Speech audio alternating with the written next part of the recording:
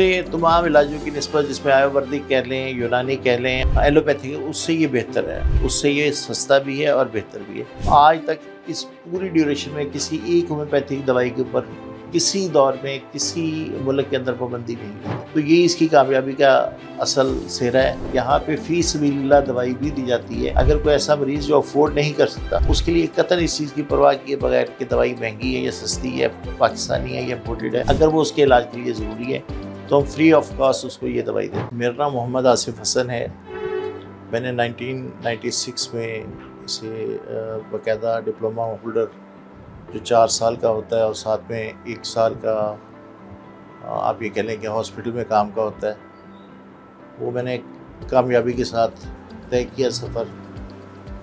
1996 سے لے کے 2010 تک میں نے کلینک کیا، پھر کچھ معاملات ایسے تھے کہ کسی دوسرے شہر جانا پڑا، تو ریسرچ اور باقی چیزیں میں نے اپنی میڈیسنز پہ جاری رکھی۔ تو ابھی جو فیل ہو رہا ہے اس وقت معاشرے کے اندر کہ ہومیوپیتھی کو سیکنڈری لائن پہ لیا جا رہا ہے، جبکہ میں یہ سمجھتا ہوں کہ کئی سارے معاملات زندگی کے ایسے ہیں جس میں ہومیوپیتھی کو پریفرنس دینی چاہیے تاکہ آپریشن سے بچا جا سکے۔ ٹوٹل 8 طرح کی پتھریاں ہوتی ہیں جو ابھی تک ڈیٹیکٹ ہوئی ہیں۔ اس میں کیلشیم آکسلیٹ کی پتھری بہت مشکل ہوتی ہے، لیکن وہ آپ کے گردے میں جہاں پڑی ہے وہاں پہ وہ آپ کو گردہ تو خراب کرتی ہے لیکن پین فیل نہیں ہونے دیتی۔ باقی پتھریاں جب بھی موو کرتی ہیں تو وہ پین کرتی ہیں۔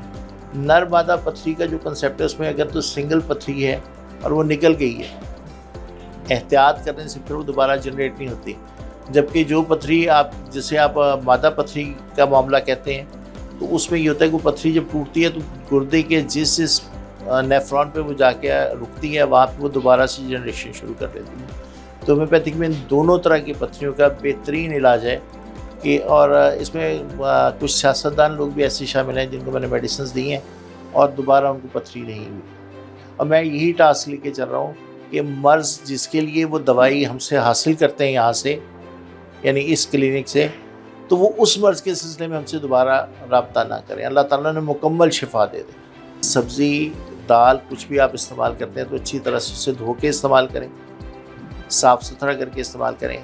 اور سب سے بڑا پرابلم جو اس وقت چل رہا ہے وہ پانی کا ہے۔ پانی میں ریت یا سنکھیا کی مقدار بہت زیادہ ہے، تو میں پوری عوام سے یہ گزارش کروں گا کہ وہ فلٹر شدہ پانی استعمال کریں اس معاملے کے اندر تاکہ امراض گردہ سے بچا جا سکے۔